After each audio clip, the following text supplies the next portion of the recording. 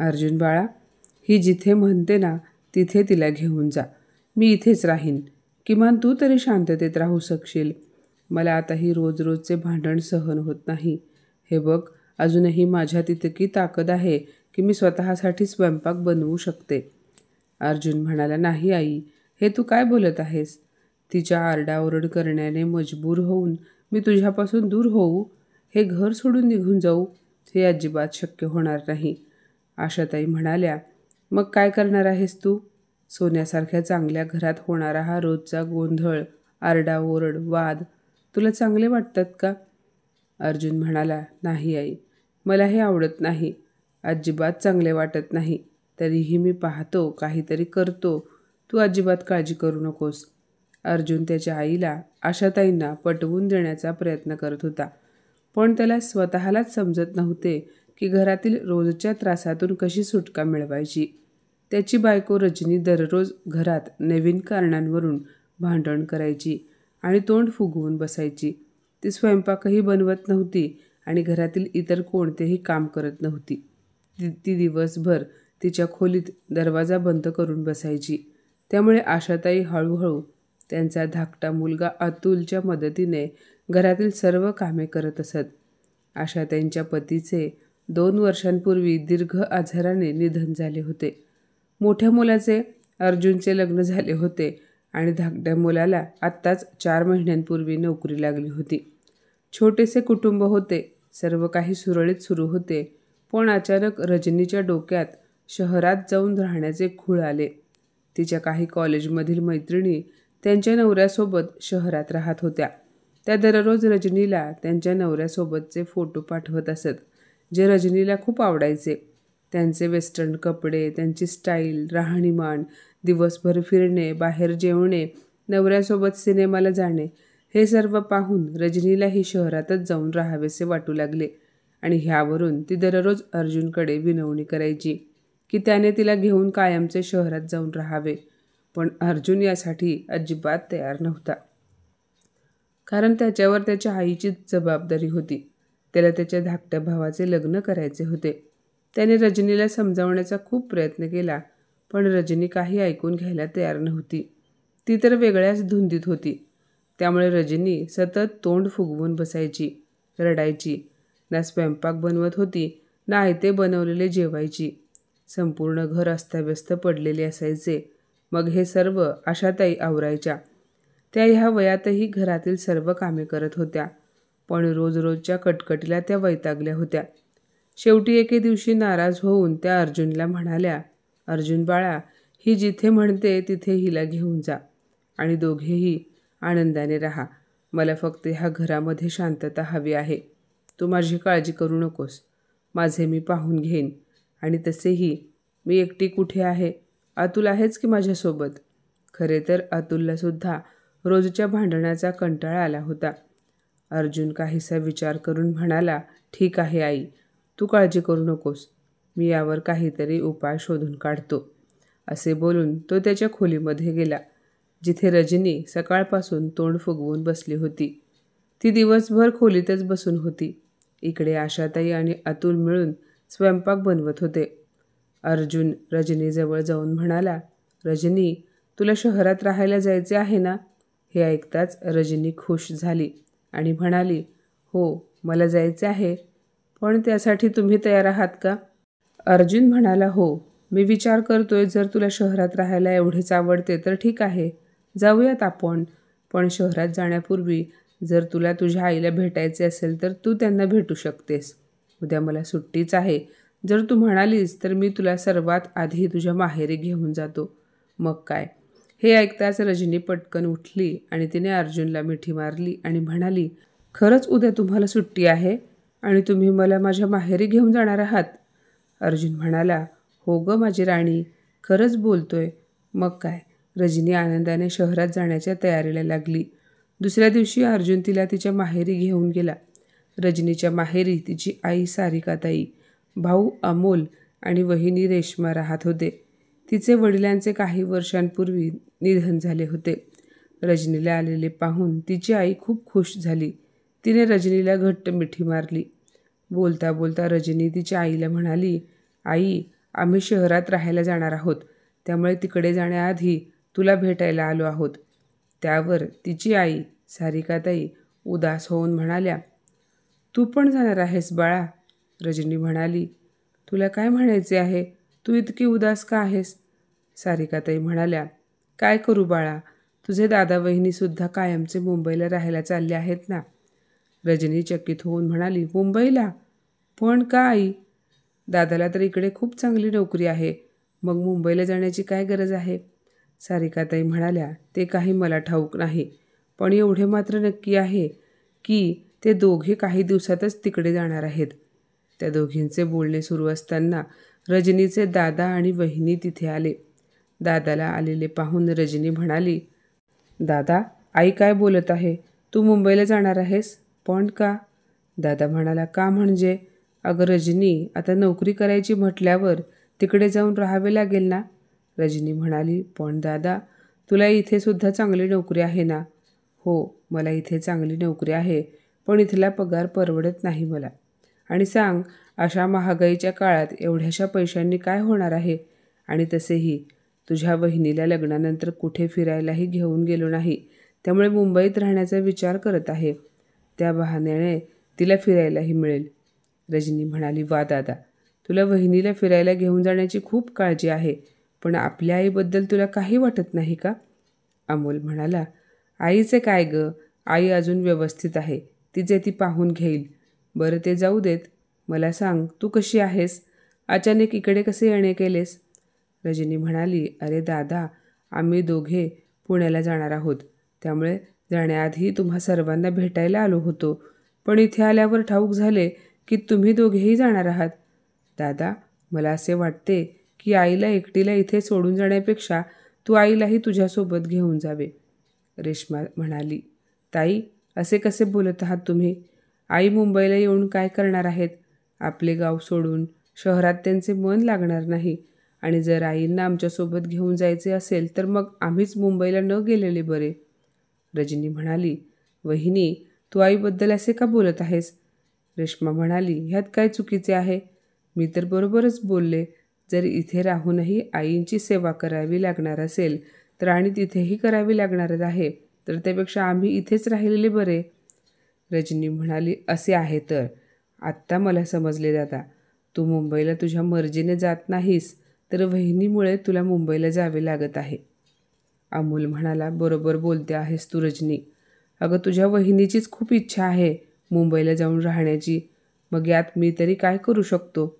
मला तिचेच ऐकावे लागेल ना. रजनी म्हणाली, अरे काय करू शकतो म्हणजे?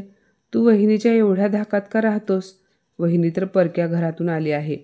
आई तिची सासू आहे, पण तुझी तर आई आहे ना. मग तुला तिचे दुःख समजले पाहिजे. ती एकटी कशी जगेल?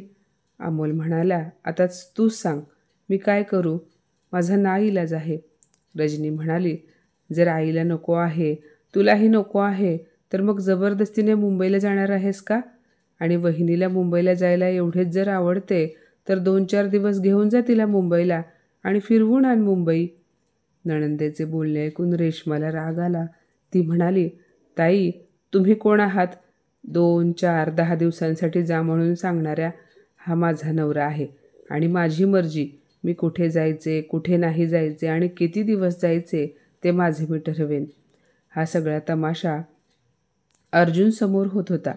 अर्जुन शांतपणे सर्व काही ऐकत होता. रजनीला तिच्या वहिनीचे बोलणे ऐकून खूप अपमानित वाटत होते. ती पुन्हा पुन्हा अर्जुनकडे पाहत होती आणि विचार करत होती की तिची वहिनी तिच्याशी कशी बोलते हे कळल्यावर अर्जुन काय विचार करेल. रजनी म्हणाली, वहिनी, तुला अजिबात कळत नाही. तू अर्जुनसमोर अशा गोष्टी बोलत आहेस. रेश्मा म्हणाली, आता यात लाज वाटण्यासारखे काय आहे? तो माझा नवरा आहे, म्हणून मी त्याला जिथे पाहिजे तिथे घेऊन जाऊ शकते. तुमच्या भावाला मुंबईला जाण्याची इच्छा नसली तरीसुद्धा मी त्यांना जबरदस्तीने घेऊन जाणार आहे. रजनी म्हणाली, दादा, तू एवढा लाचार का झाला आहेस? जर तुला मुंबईला जाण्याची इच्छा नाही तर वहिनीला माहेरी पाठवून दे. तिथे काही दिवस राहिली ना, मग तिची अक्कल ठिकाणावर येईल. रजनी हे सर्व खूप तावातावाने बोलत होती. तिच्या वहिनीला अक्कल शिकवत होती, पण ती हे विसरली होती की हे सर्व तिच्यासाठी देखील लागू पडते.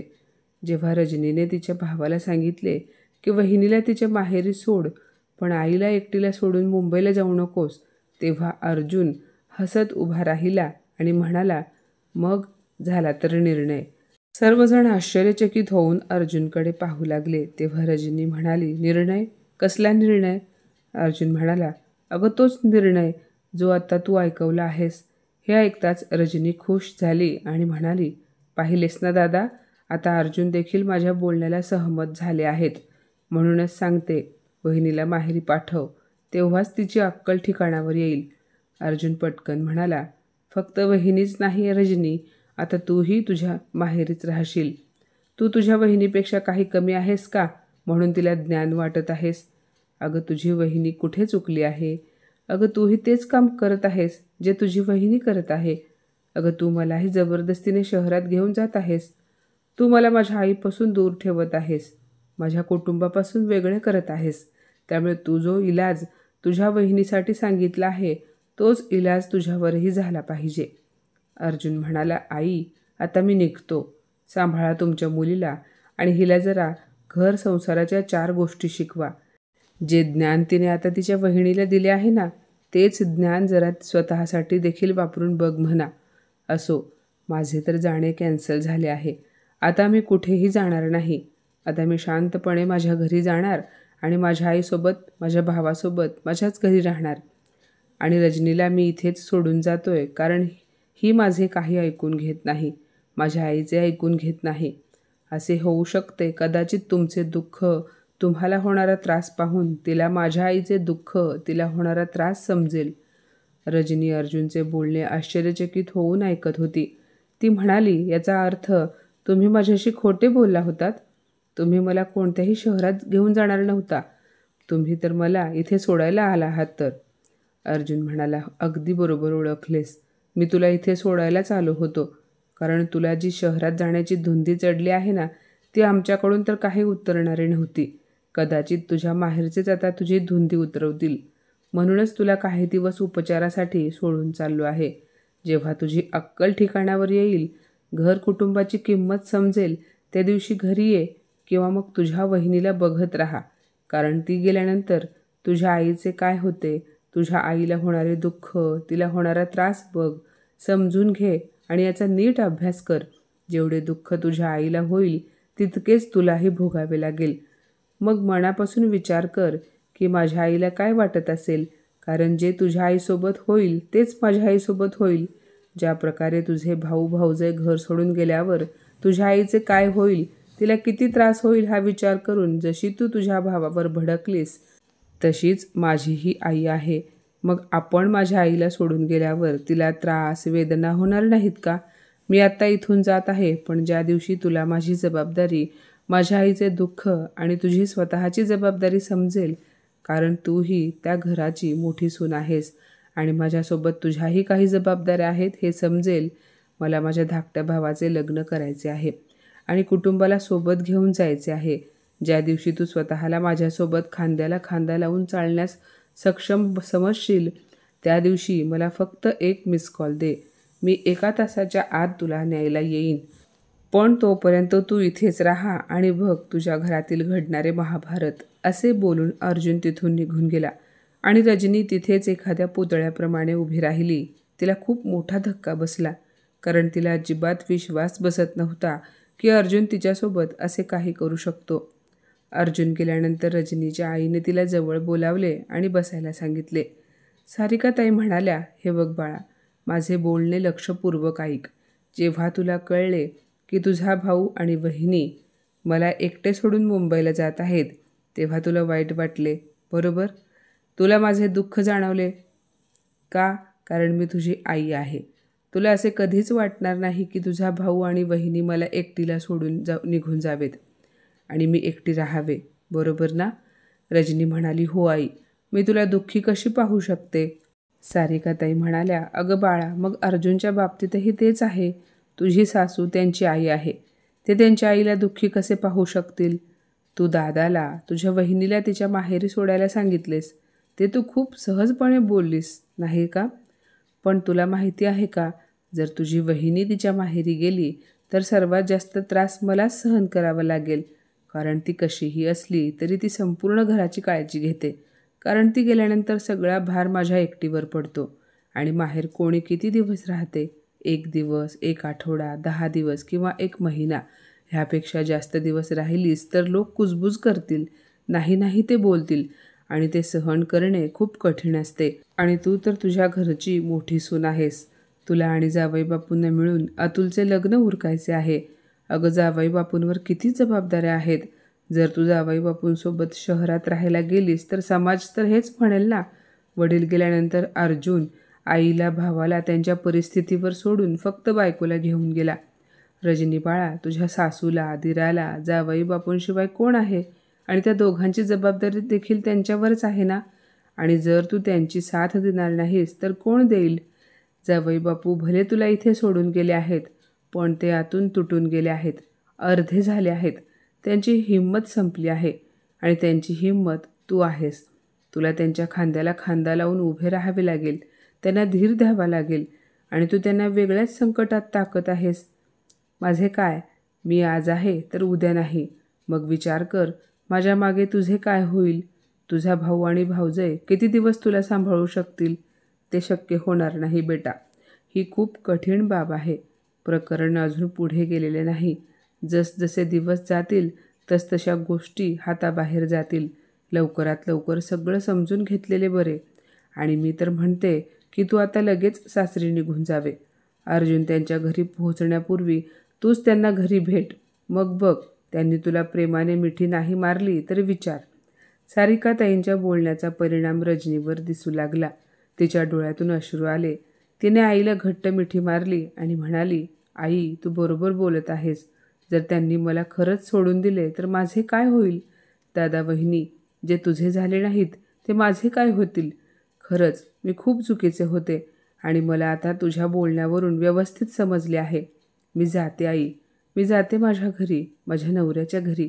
आता मी कधीच अर्जुनकडे शहरात चला म्हणून हट्ट करणार नाही. असे बोलून काही वेळाने रजनी तिच्या सासरी निघून गेली. इकडे अर्जुन घरी आला. घरात संपूर्ण शांतता होती. अर्जुनला घर अगदी सुनेसुने वाटत होते. उदास मनाने जसा तो त्याच्या खोलीमध्ये पोहोचला तर समोर रजनीला पाहून चकित झाला. तो डोळे फाडून रजनीकडे पाहू लागला. त्याला त्याच्या डोळ्यांवर विश्वासच बसत नव्हता. रजनी त्याच्या समोर उभी राहून हसत होती. अर्जुनने रजनीचा हात धरला आणि आनंदाने रजनीला विचारले, तू इथे कशी आलीस? रजनी म्हणाली, मग जर तुम्ही मला शहरात घेऊन जाऊ शकत नाही तर मग तुम्ही मला खरंच सोडून देणार आहात का? अर्जुन म्हणाला, वेडी, तू काहीही कसे बोलतेस? तुला सोडून देण्यासाठी मी लग्न केले आहे का? त्याचे बोलणे ऐकून रजनीने अर्जुनला घट्ट मिठी मारली आणि म्हणाली, मला माफ करा. मी यापुढे अशी चूक कधीच करणार नाही. खरोखरच मी खूप मोठी चूक करणार होते. पण आज माझ्या आईचे दुःख पाहून मला आपल्या आईंचे दुःख खरोखर कळले. यापुढे मी कधीच तुमच्याशी असा वाद घालणार नाही. कृपया भविष्यात मला सोडून जाऊ नकोस, असे म्हणत अर्जुन रजनीला मिठी मारतो आणि त्याच्या मनात रजनीच्या आईचे आभार मानतो, ज्यांनी या संपूर्ण नाटकात त्याला साथ दिली होती. तर माझ्या मित्रमैत्रिणींनो, आजची ही कथा तुम्हाला कशी वाटली कमेंटमध्ये नक्की सांगा. आणि अशाच नवनवीन कथा ऐकण्यासाठी प्रज्ञा मराठी स्टोरीजला नक्की सबस्क्राईब करा. धन्यवाद.